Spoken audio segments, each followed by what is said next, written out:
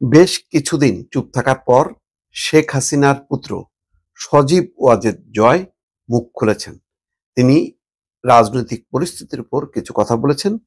তার শিরোনাম যুগান্তর যেভাবে করেছে সেটা হচ্ছে, ভুল স্বীকার করলেন হাসিনা পুত্র জয়। কি ভুল?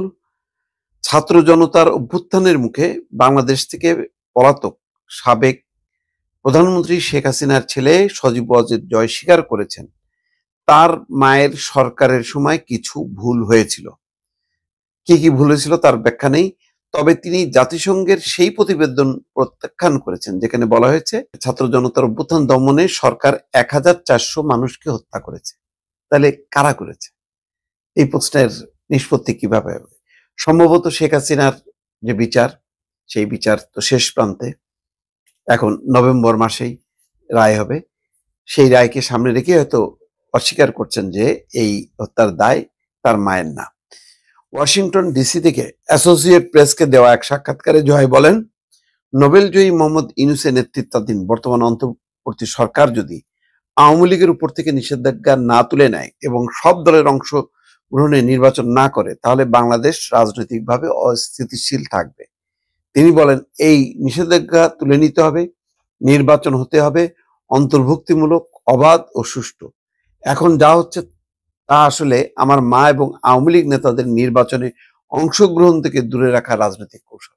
আহারে, এরকম একটা বক্তব্য যদি মানে পুরো 15 বছরে সজীব ওয়াজেদ জয় বলতেন যে বিএনপি, জামাত সহ অন্যান্য দলগুলো অংশগ্রহণ দরকার এবং নির্বাচন হইতে হবে সুষ্ঠু, অবাধ, নিরপেক্ষ, অন্তর্ভুক্তিমূলক, কত না ভালো হতো। তাহলে তো আজকের এরকম পরিস্থিতি হইতো না। শেখ হাসিনাকে দিল্লিতে পালা যাইতে হতো না। আওয়ামী লীগের নেতা কর্মী আজকে কি পরিস্থিতি, সারা বিশ্বে ছড়াই ছিটে আছে, কি দুর্ভোগ জীবন, এবং দেশে যারা আছেন তাদের একটা মানে কি বলে নরকের মতন জীবন।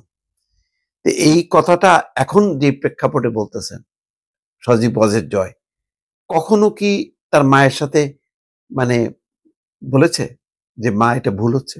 আওয়ামী লীগের অনেক নেতা নিয়ে আলোচনা কালে স্বীকার করে যে সবচেয়ে বড় ভুল ছিল বিএনপিকে নির্বাচনে দূরে রাখা। যেভাবেই হোক না কেন বিএনপিকে আনা দরকার ছিল। সে আনতে গেলে বিএনপির দাবি পূরণ করতে হতো।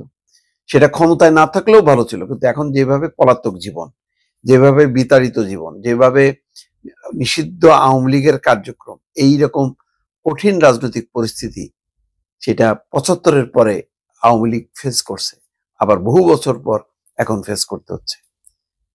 সেই জন্য বলছি যে সজীব ওয়াজেদ জয় এখন যেভাবে কথা বলছেন সেই কথাগুলো যদি বলতেন, কিন্তু তখন তো সেই একতরফা নির্বাচনের পক্ষেই সে কথা বলেছে। 2026 সালে ফেব্রুয়ারিতে বাংলাদেশের জাতীয় নির্বাচন হওয়ার কথা। এটি হবে গণঅভ্যুত্থানের পর প্রথম নির্বাচন, যে অভ্যুত্থানে শেখ হাসিনার 15 বছরের শাসনের অবসান ঘটে এবং তিনি ভারতে পালিয়ে যান। তারপর অনেক কথাবার্তার মধ্যে যেটা জয় বলছে যে যদি আওয়ামী লীগকে যথেষ্ট সময় না দেওয়া হয় প্রস্তুতির জন্য, তাহলে এই নির্বাচন জনগণ এবং আন্তর্জাতিক মহলে গ্রহণযোগ্য হবে না। এখনই আমাদের নির্বাচনী প্রস্তুতি নিতে দেওয়া হচ্ছে না। শেষ মুহূর্তে নিষেধাজ্ঞা উঠলেও নির্বাচন হবে এক প্রহসন। তো এখনো তার মানে আশা করছে যে একটা তাদের নিষেধাজ্ঞা প্রত্যাহার হবে এবং তারা নির্বাচনে অংশ নিতে পারবে। এটা রাজনৈতিক ইস্যু, এটা বিব্রতকর। নিঃসন্দেহে সরকারও বা আন্তর্জাতিকভাবে যদি এটা ওঠে যে আওয়ামী লীগ কেন নির্বাচনে অংশ নিতে পারবে না, তখন আর একটা রাজনৈতিক পরিস্থিতি তৈরি হবে। সজীব ওয়াজেদ জয় বলছেন ইউনূস তাদের মদত দিচ্ছেন এবং প্রহসনের নির্বাচন আয়োজনের মাধ্যমে তাদের ক্ষমতায় আনতে চান। মানবাধিকার ইস্যুতে জয় বলেন, সব হত্যাকাণ্ডই দুঃখজনক, তদন্ত হওয়া উচিত। আহারে, এরকম তদন্তের কথাও কিন্তু জয় এর আগে বলেনি। জয় দাবি করেন ইউনূস সরকারের মানবাধিকার রেকর্ড ভয়াবহ।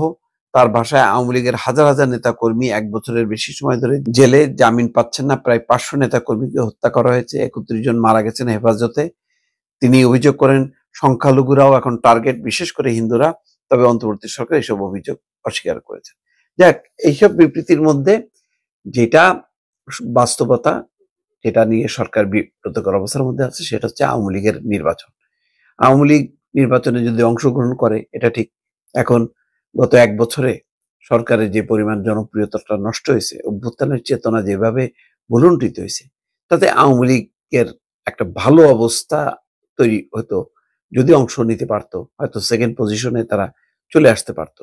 তখন হয়তো বিএনপি জামাতের জোট হইতো, সেখানে আওয়ামী লীগ প্রতিদ্বন্দ্বিতা করে হয়তো একটা বিরোধী দলের অবস্থানে চলে আসতে পারতো, তাও একটা রাজনৈতিক ধারার মধ্যে থাকতো। কিন্তু এখন কি হচ্ছে, একটা যুদ্ধ হয়ে গেল রীতিমতো। তারাও যুদ্ধ করে টিকেছিল প্রতিপক্ষকে দমন এবং নিশ্চিহ্ন করার জন্য। তার চূড়ান্ত পরিণতিতে এখন যারা ক্ষমতায় ছিল ওই সময় 5ই আগস্ট পর্যন্ত তারা পরাজিত হয়েছে। এখন কিসের নির্বাচন? এখানে তো নির্বাচন মানে খেলা হয়নি, হয়েছে তো হলো যুদ্ধ রীতিমতো, এক পক্ষ আর এক পক্ষকে নিশ্চিহ্ন করা। এখন এই আন্তর্জাতিক সম্প্রদায় এটা কি মানে এই ইস্যুটা সামনে আনবে কিনা? এখনো পর্যন্ত ভারত ছাড়া কেউ আনেনি যে আওয়ামী লীগকে ছাড়া নির্বাচন হবে না, এমন কথা বলেনি। ফলে আরো সময় বাকি আছে, দেখা যাক কি হয় পরিস্থিতি। দর্শক।